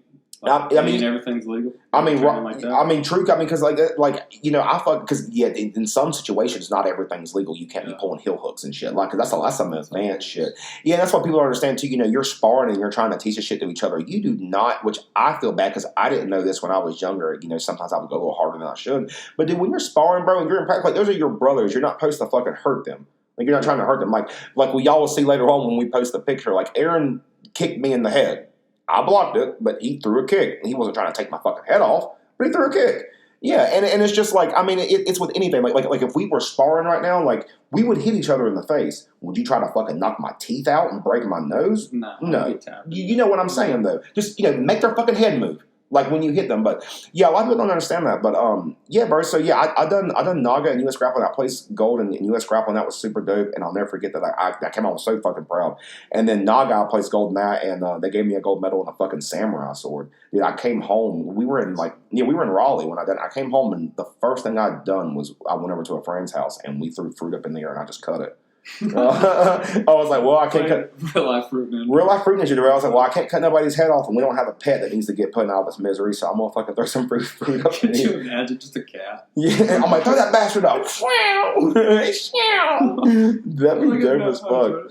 But what tournaments was you in, bro? Do you remember any of the tournaments that you done, like grappling or even just fighting and stuff? Grappling, I've done a lot of submission grappling shit. Really, like whenever I first started doing it, I did a thing, like a tournament, like after starting it for like a week. Yeah. Or it was like a week and a half or some shit. I was doing it with Jan because I wanted to walk on at App State's wrestling team. And Jan was already up there, and I was like, hey, would you do it with me? Mm-hmm. And he was like, I'll make you a deal. He was like, you come do Brazilian Jiu-Jitsu with me for the first semester you're here, and then I'll do the walk-on with you.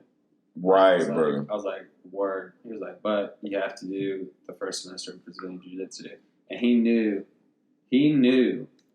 that if I did that, I was not going to want to wrestle anymore. Right. Because Brazilian Jiu-Jitsu is just that much better. It's so much more involved. Like, it's all that wrestling and shit you did before. Yeah. But it's like literally making somebody submit to your will. Exactly. Without getting fucked up. Or tricking them. You just completely manipulate somebody's entire body until they give up. Bro. You will fuck. Well, I mean, it's dope because too, you'll just be chilling and you'll be having them think they're like, oh, they're passing your guard, they're moving to this, they feel comfortable. That's bam, you switch the whole situation on them. Like, yeah, bro. Like, it's funny you said that because whenever I was training mixed martial arts at Section 8 and wrestling too in high school. And when I would go back to wrestling practice, like I had to find that balance because you do not want to be on your back in wrestling. You don't want to be in any position of just stand still in wrestling. That's the thing people don't understand. The difference between wrestling and mixed martial arts or even jiu-jitsu, besides the fact that you're trying to tap each other out, constant movement. Like if you're not stalling one point, I don't care if you can't breathe. Figure it out. You need to keep moving. And I had to really figure out that balance of whenever I would get on the ground to not get stationary because I love Brazilian Jiu-Jitsu. So when someone would throw me get on my back, I'm like, okay, cool, let's chill here for a minute. You want to mount me? Go right ahead. I'll figure this out in a second. I'm gonna lock your elbow and we're gonna roll that way. Just some silly shit, but. Yeah, man, and it's funny because I've heard this. Oh, no, okay, this is something I want to bring. If I bring this one thing up, I want to ask you this. You had a question for me. I got a question for you. What's the hardest you've ever been hit? And before you, I already know this. I'm pretty sure, well, besides, okay, I have two I'll bring up. My friend Jesse Miller, I love him. I brought him up in a couple podcasts ago. He's the one that went off to fight fucking Cobra because he's a damn G.I. Joe now. God bless him. And I mean, hell yeah. He didn't cut his toenails one fucking practice. And I remember he went up for a kick and kicked me in the face, and his toenail caught my nose. Dude just sliced it. I was like, motherfucker. Like it's funny because he didn't hit me too hard, but he hit me hard enough to where he didn't cut my nose. I'd have been like, well, dude, shit, you kicked me. Good one. That fucking stung. But who gives a fuck? You you slit me open, like cut them toenails. But we were kids, so it was just funny. But this is the one I truly remember. Because I was a child. This Sam Burns, if anybody knows Sam Burns, he was not a child, but great guy. I'll never forget. We were sparring one day at the gym. It was like, I think maybe one early Saturday morning, but we were sparring. And because I was there working out and about to get ready for something, or it might have been one day before practice, and he showed up. He was like, let's get some sparring before practice. I was like, all right. So we were sparring, and I remember I dropped my guard for a second. And this man, I'll never forget it, bro. His tall ass, he had a mohawk too. Excuse me. He Superman punched me, and I'll never forget the shift in my fucking spine and skull, like when it happened. Like, it's like my flesh was in one spot and my skeleton was in another. It was one of the most painful. He done it, and I literally was like I had that, and I put my hands up, and I was just like, I was like, let's take a second. And he was like, I was laughing for a second because he didn't mean, but he got me, and I was like, bro, Jesus. I was like, you fucking rocked me. But dude, that Superman punch was one of the hardest I've ever been punched. It was insane. So yeah, what's the hardest you've ever been punched, bro? Dude, okay. The hardest I've been punched was a liver shot, and it wasn't that long ago. Did it drop you? Oh, dude, it's a liver shot. It's gonna drop you. Yeah. Oh God. So, oh God. so I got a dude that I train with over at Matrix MMA in Greensboro. Yeah. Big ass book. Wait, I was going to ask you about that. Please say that a little bit louder. Plug that. Where do you train out? At Matrix MMA in Greensboro. Who's your coach? Todd Monroe and Jeff Copeland. Awesome. I wanted you to. That's dope as shit. They're fucking legitimate as fuck. Hell yeah. And they're all about fucking getting better every fucking day. I'm dead ass, bro. I mean this. Whatever the fuck you need to do. If I ever picked it back up again, I would hit you up instantly to try to get back in it because I see you, the work you're putting in. I'm just like, oh, they're not joking around. Like, if you want to get better, go there to get better. I feel you on that. And like, I match that energy. Like, absolutely. Oh, I see it. I'm not fucking around. I see it. Yeah. Put in the work, and like they see that shit, and they're like, dude, like, you've got potential. Like, well, yes, it makes me feel so fucking good about myself. Like, it boosts my confidence. Bro, yeah, it's nice when you have a coach and like they're just like, all right, well, you're here. Let's fucking work from here. Yeah. And next thing you know, you're just like, all right, buddy. Like, and it's kind of wild because you're just kind of the feel most respectful shit like ever. Bro, it's kind of wild when you see someone it makes me push harder. When you see somebody put their legit time and effort into you, and then you're working hard and you're like whatever, but then you finally see it's paying off and you look over and you're like, holy shit. And this motherfucker's all right, buddy, you ready for the day? And you're just like, you look at them like a whole different. You're just like, bro, you're a genius. Cares about you getting legitimately fucking better. Absolutely, bro. Doing great. Absolutely. They're like making that happen. Yeah. And they're all into it. But your homie, the liver shot. Oh, dude. Yeah. This man. First off, he's gonna go fight August the 7th in Pittsburgh, Pennsylvania. Oh, hell yeah. That's like where he's from. That's awesome. Hell yeah. But hometown fight, baby. This man hits so fucking hard, bro. It's so fucking hard. Dude. He's just like walking me down to the cage and he's just like, let me throw and shit. He's chill. And then I hit him with a teep kick and it was very nice, I will say. Yeah. It definitely like, he like folded in for a second. Yeah. And then he was like, okay. Right. And he throws this liver shot, bro. And it like lifts me off the fucking ground a little bit because he's a good That is hilarious. Right? Yeah. And I'm like, oh shit. And like, I'm like good for like a couple seconds. Your body shut down. And then, dude, I just like did not mean to at all. But I felt myself hit the ground on my knee and I was like, fuck. Yeah, I can't move. I said this out loud. I hit the ground. I was like, fuck. Right. And then I stood back up and I was like, oh shit. And then, like after like a second of standing, I was okay again. Yeah. And I was like talking to him because like a lot of us will like just like kind of talk and right. Yeah. In there because like we're not trying to fucking murder each other. Right. We're sparring. And I was like, dude, that fucked me up. He was like, I know it did. I had to get you back. That's what I'm, bro. That's the thing. And I was like, I respect it. Don't hold back, bro. Like, punch me as hard as you fucking want. I need it. You spar against your buddies, and you pull some. You're not trying to do anything silly, but you pull off something fancy. It's like, okay. They're just like, we're doing that. All right, I got you. Next time you come up, boy, watch out for a liver shot. And you're like, oh, fuck. Like, I need to build that kind of fucking crazy endurance. Oh, absolutely, yeah. To take that shit and keep because that's the time, bro, when you get in the cage again and some motherfucker tries to hit you with a liver shot and you eat that shit and you go, oh, that ain't my boys. Because you can keep fucking going. Yeah, that ain't my boys' liver shot. It's painful. Yeah. You can keep fucking going. That is so fucking crazy. All you have to do is stand up. Right, yeah, he's like just... And that shit's relieved. Right, but a lot of people can't deal with that pain to even stand up. Stand back up, yeah, bro. Like suffering. And some people, bro, they just want to stop. People's never been hit in the liver. Okay, can we just say that? Like, and I'm not hating on nobody, but let's just go ahead and say about 95% of the people listening to this podcast have never been hit in the liver. Which is fine. I mean, you've never been into a decent fighter. You didn't train mixed martial arts, which is not a bad thing. But with that being said, I wanted to bring up, bro, mixed martial arts is a beautiful thing. Like, for everybody. Dude, the confidence that it helped me build and just being a more, not that I already wasn't nice, but dude, like, when you walk into a room and you know that you control the situation, you know what I'm saying? Like, you walk into any situation, see some shit going down, and you know, not saying that you're a bad motherfucker, that you're gonna fucking fuck everybody up, but you're like, oh, I know I'm walking out of here. If I have to, whatever happens, I'm walking out this room. You know what I mean? Like, that's why I love, because I mean, not saying that, like, that's one of the things, bro, like, you practice and you train this shit, and I mean, bro, I even brought up, bro, like, it humbles you to get fucked up. Like, if you've ever been fucked up, yeah, like, I promise you will see life differently once you get your ass handed to you a couple times, okay? And I've had it handed to me a lot. I've had my ass kicked before. And, I mean, you just really realize, you're just like, oh, there's, like, not only is there levels to this shit, but it is to be respected.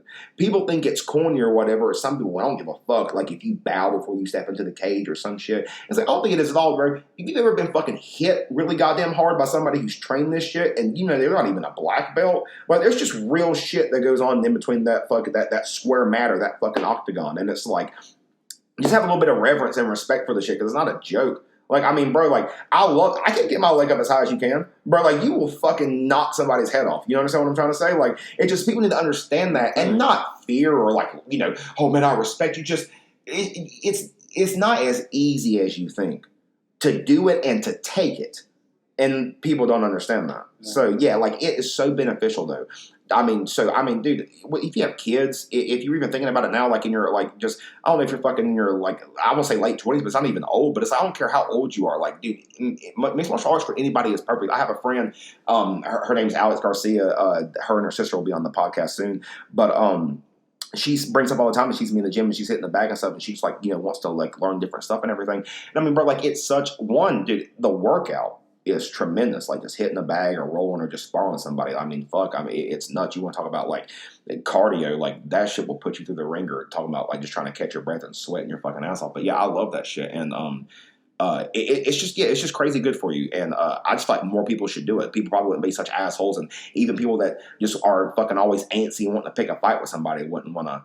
Because I mean, that's the thing. Everyone's just wanting to do some shit until you get in there and you see somebody that you've never met. You think that you see them on a regular basis and they said something. You'd be like, boy, shut your fucking mouth. And then he gets a hold of you one time and fucks you up and you go, oh, if I hung out with him and I didn't know any better, he would kill me. Like, dude, my coach, like, Chad, bro, I would have never known if I'd ever seen that man in public and we just had a bad interaction, literally murder me. And I would have never known it. And I wouldn't even have seen it coming. And it's just, people don't even get that, bro. Like, you be out the bar sometimes and people want to talk shit and I'm just like, bro, be careful. Like, that's why, like, even when we were at the bar last week, bro, my homie Tristan, he threw some wands on this dude's wife, which I supported because the bitch was on the ground acting like a hoe anyway. So I was just fucking living the life. And she was doing it to the window, to the wall, bro. I was like, bro, you yin-yang and twinning on the ground, dude. Fucking, you're getting wands thrown on you, bitch. And she's like, I'm not a stripper. I'm like, get off the ground, pull your titties back in. And fucking her husband comes over and tries to say some shit to Tristan. And I just like, I was like, what's going on? And he looked at me and I looked at Tristan again. I was like, yeah, man, what's going on? And the dude walked away and I was like, oh, he's mad about because that was his wife. I was like, oh, who gives a fuck? I said she shouldn't have been on the ground. And then, you know, we just laughed about it. I was like, dude, you know, like, these people, like, I mean, they don't fucking understand. Like, you don't know somebody, and I mean, they're going to really say some shit, and I mean, you're going to get leveled. And I'm not trying to be mean. I mean, the dude had a fucking attitude problem. I don't know him personally, so I can't say I hate him, but he really don't understand. I'm just like, brother, like, it's a good thing I stepped in and tried to defuse the situation, because if me and him would have had the threat, dude, I don't want to. Like, because I have to think quick, bro, because before you can even do something, bro, you're going to have everyone fucking trying to jump in, and the girl's going to be like, don't you touch him. I'm the fucking uppercut a girl, dude. And, dude, I know. You would? No. If I had to, I would. If she was trying, dude, if I was in a fight with somebody, and you see these nails these girls have? If I was in a fight with somebody, and I saw a girl swing on me, trying to legitimately hurt me, I would push her away and be like, stop. And she goes back again, bro, she trying to poke my eye out, I'm taking a tooth. You understand what I'm trying to tell you? I'm making a necklace. You understand? You mean those old necklaces you'd make out of candy? You wouldn't just try to grab her hands? Dance with her? I've done that enough. I'm done dancing with you bitches. I'm done dancing. Y'all want to dance? We'll dance a whole different type of way now. Like, how funny would it be, though, if that scenario happened, and then you just made it, if it was, like, in public, you just made, like, a fucking dance scene, and it would embarrass her? Oh, bro, that would be funny, beautiful. Though? Dude, that'd be beautiful. Like, you'd be, like, a savage about it? Bro. Like, knowing she couldn't hurt you? That'd be great. When she's trying to hurt me, I'm dancing like with her. You're making fun of it. Bro, she goes to fucking headbutt me, I headbutt her back. They were just dancing, having a good time, bro. Fuck, dude, I love that. But, how many fights have you had, dude? Like 2 amateur mixed martial arts fights. How would you feel about fighting a homeless person? I would not fight a homeless person. If you had to. Why would I? You ain't been to downtown Winston much, have you? I have a few times. A few times. I know what you're talking about, but I've never felt like I had to fight it. Bro, wait until you come downtown with us a couple nights, bro. These homeless people, they be like, hey, I can tell by I seen you walking and I've walked before. Can I have a couple dollars? I'm like, no, I'm good. But they will literally try to relate to you on the most craziest shit. They'll be like, you wearing shorts? The last person I spoke to wore shorts. Can you give me a couple dollars? I'm like, no. Bro, they are... I know what you're talking about. Bro. But I don't ever feel, like, threatened about shit. No, not threatened. Like, I never feel like anybody's actually going to do anything. Nah, you know what I'm saying? And if, like, they did, I'd be like, well, if you have a knife or a gun, I'm fucked anyway, so, like, what the fuck does it matter? Oh, bro, a homeless person's knife ain't the same as a normal person's knife. If they don't have any weapons or anything, like, what the fuck are you going to do? Right. What the fuck are you going to do to me? Dude, we'll be out sometimes and then motherfuckers will be like, I will fuck you up. Have you heard of the Monk of 4th Street? The what? The Monk of 4th Street. He's down in downtown Winston, bro. He's a fucking homeless guy with this weird haircut. No, he's a black guy who just be yelling about shit. They call him the Monk of 4th Street. And this one dude just be trying to run people off all the time, and he'd be trying to run off the other homeless from other people's businesses because they don't want him out there. Then so he can be the only one hanging outside the businesses. So then when the people come out, like, yo, I have a couple dollars, yo. And I mean, all those motherfuckers got fucking like dude, this is my favorite part about the homeless. All of them have one eye that's not the right color. All of them have that blonde eye, like they fucking looked into something too long. And I'm like, damn, bro, someone help these motherfuckers. We were walking last night, and this old man was on a bitch, and he looked at us, and he was like, I'm homeless, please. And I looked at him like, Christ. And I looked up at Justin, and Justin looked at him and looked at me. He goes, oh, God. And starts laughing, and we got to walk across the road, and he goes, oh, I'm homeless. I was like, bro, we're living. Bro, listen, enough of these people approach you, and you get tired. Bro, and I'm sick of it, too, because, listen, I'm a dark-skinned little thick hitter. So fucking I be walking downtown, for some reason, the majority of the homeless people are black. And they just think they can relate to me for some reason. We'll walk in with a whole group of people, and they come talk to me. Yeah. They come talk to me. They was like, hey, man, that P for Pittsburgh. Yeah. Oh, yeah. Couple dollars. I'm like, I don't got it. You know what I mean, bro? Like, I don't fucking got it, you dumb bastard. Please give me a break. These motherfuckers think it's a joke, dude. Jesus, I can't stand them. I'm sorry if it's fucked up that I think it's so hilarious. Oh, it's fuck you if you don't think it's funny. Yeah, right. That's what comedy is, right? A lot of comedy is just airing out the nasty shit that people don't want to say, which is why the fuck are all the homeless black people with one eye colored? Why they look like someone didn't finish coloring in one eye? Why do they look like a coloring book that wasn't finished? You understand what I'm trying to tell you? And they all smell like fucking death. I'm sick of this shit. Listen to me. I'm going to start, bringing some deodorant. They're like, you got a couple dollars? No, here's a thing of deodorant. I'll help you like that. On top of that, I'm going to start bringing, if anybody's looked into Sarah Benson's awesome boutique, man, check it out. It is Madison Jewels, okay? They had an awesome live stream the other day. I was in there chilling with all the girls. I mean, honestly, I felt like I was in there shopping with everybody, and I love that for us. But, yeah, man. So please check out Madison Jewels. Sarah Benson is killing it with all of her awesome clothes and her boutique stuff. Hopefully soon she'll have a lot of guy stuff. I'm telling this girl out loud now, I want some black overalls. You know what I'm trying to tell you? So get up on that. But that being said, dude, I think if, with there not being any dudes clothing right now, I might just buy a bunch of her boutique clothing for the homeless. Look, you got a couple dollars on my nub, but I got, Madison Jewels, Sarah Benson's boutique, put on these damn, put on these white booties with some fucking, some ripped jean shorts. With a shirt that says "Kick Rocks, Cowboy." Imagine all these people. That would be lit as fuck, bro. Just homeless in a shirt that says "Kick Rocks, Cowboy." Bro, I love this shit because Sarah Benson, all her clothes, bro, they're so fucking fresh and they're really cool. So like, I see all the girls wearing it. I mean, they look great in it, and then I'm like, bro, put the homeless in Sarah Benson's clothing. Like, bro, because I know she want like I want her to get her boutique out there and like. Get it seen by a ton of people. So it's like, what's one of the best ways than just when people start being like, bro, all these stinkly homeless people look pretty good now in downtown. What's going on? They got all these like Kick Rocks Cowboy shit and fucking denim stuff that's ripped and these like white booties, and I love it and I'm here for it. So put them in that. Or dude, I'm here to honestly kill a couple of animals and put them in some fucking hides. Dude, bro, oh shit! Just hit them with some fucking gator skin. Fucking put that on you, bro. Okay, bro. That'd honestly, we should start bringing the homeless like coats and shit during the summer and fucking summer clothing during the winter. Really fuck with them. Yeah, dude. I fuck with that shit. Dude, listen, the homeless are fucking with me. I'm fucking with them. I'm having a good time. All right, that's why I love them bastards. Dude, okay, so but your workout routine, like, what is your workout routine normally like? Like, you work out every day, bro? Like now? Yeah. Yeah, right, because it's different in fight camp, yeah? Yeah, but like when I was prepping for my last fight, that's like kind of how like I want to stay working out. I don't want to stop. Like I never. It's really the best to be, right? Really. GSP is kind of like that. Train all the time. Yeah. So like I'll get up at 5 a.m. and I'll go to Greensboro, and first thing I do is I go run. Normally it's like some days it's like the mile, and then most days it's 3 miles. But there was like one day where everybody was doing 6 miles, and I'm like pretty new to the team that I'm with now. Right. Like I've only been there for about 2 months now. Yeah. But so the first time we ran on a Monday was like a 6 mile run. Yeah. And I ran it with all of them, and like I was good. Like 6 miles wasn't bad, right? And but like that's like a lot for a lot of people. Yeah. Like even like athletes, like it's a lot for athletes.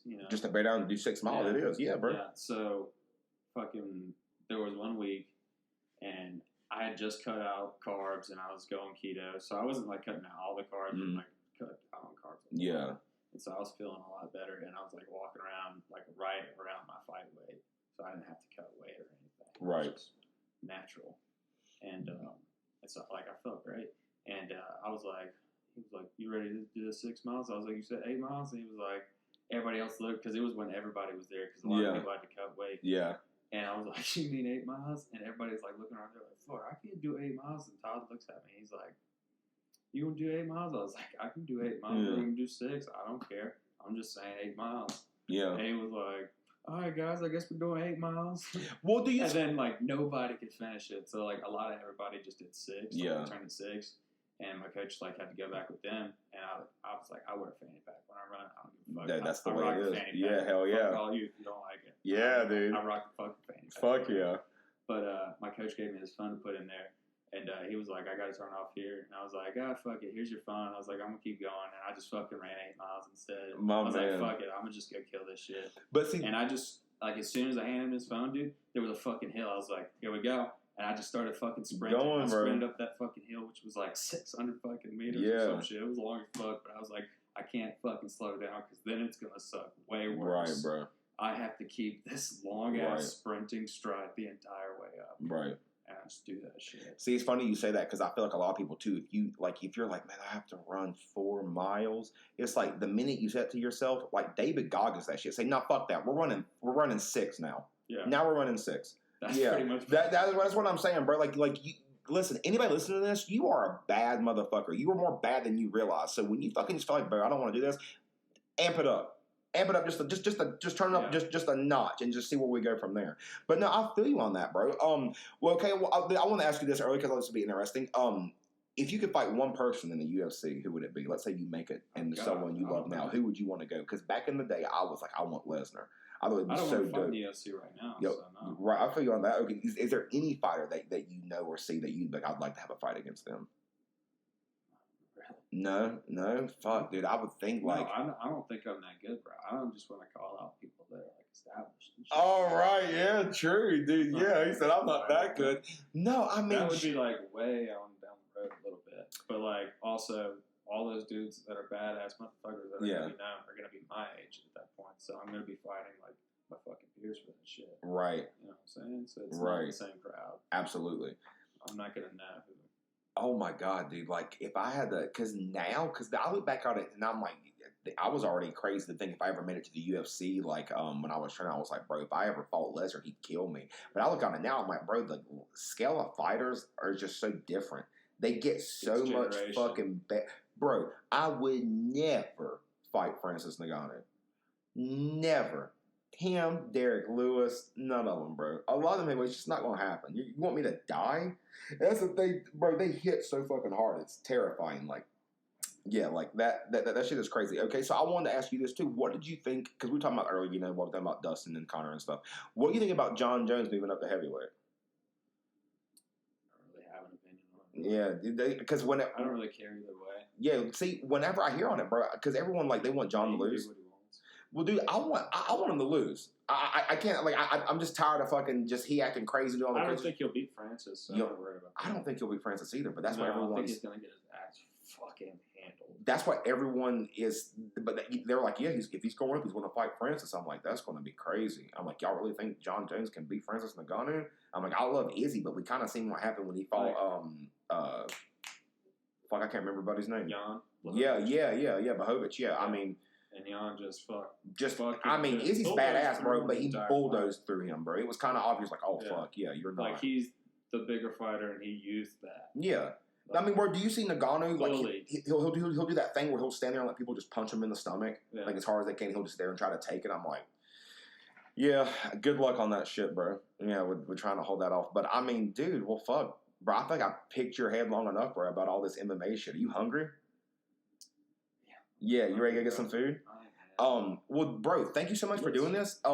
Please tell everybody, how can they follow you? How can they see and keep up with Aaron Harper so they know when my man is fighting? Plug your social media and everything right now, please. Okay, well, I don't really post a lot of shit on there anymore. Right. I don't really, I try to, stay off my phone a lot more now because I, need to stay busier. Facts. And I know I'll get fucking lost in my fucking phone and sit there for hours. If I do or something and lose track of time, especially if I'm, fucking early in the morning I do that shit. I gotta go fucking train and start my whole fucking day. Right, you ain't got time to be surfing the web and doing bullshit. I need to fucking train my ass off, so I try not to. Yeah. But I do put stuff up on there for my fights and stuff now and stuff I do like that. Yeah. But on Instagram it's @DetectiveWhiteTiger. That's for everything, right? And Facebook is just my name, Aaron Lee Harper. Yeah, Aaron. The stuff I do on Instagram gets shared to Facebook too because it's linked. So. Well, good shit. That's all I got. Well, my dude. Well, man, did you have a good time? Yeah, bro. All right, well, good, bro. Listen, I hope everyone enjoyed this podcast. We're about to go get some food, smoke some more weed, and have a good time, bro. Let's fucking get out here and go see the city. And if we have to, not getting wild, brother. No. Going to eat. Just go on to eat. Well, but if we see a homeless person, we'll tackle them because I know they'll be trying to start some shit. I'll let you fight them. I'll coach you. What, dude? That's what, bro. Coach. No one even realized because I didn't bring this up. Aaron looks like he looks like an '80s action hero. Yeah, bro, he looks like... Did you say Stallone at first? Bro, I said Stallone. Rob said... so many different people that look completely different from each other that I was lost. Bro, I said Stallone. Rob said Schwarzenegger. And then we kind of came to the conclusion that you're kind of like a Tom Cruise Top Gun-esque right now. Small? No. Oh, he is kind of small, right? Yeah, he's small. But no one knows that. That's like my brother. Dude, your brother, right? That's Tom Cruise. That's facts. Really. Shit. But all right, man. I hope everybody enjoyed the podcast, and we will see you on the next Down to the Roach. She hold me down like gravity. We on the front page of them blogs. Would you be mad at me if the whole world knew this?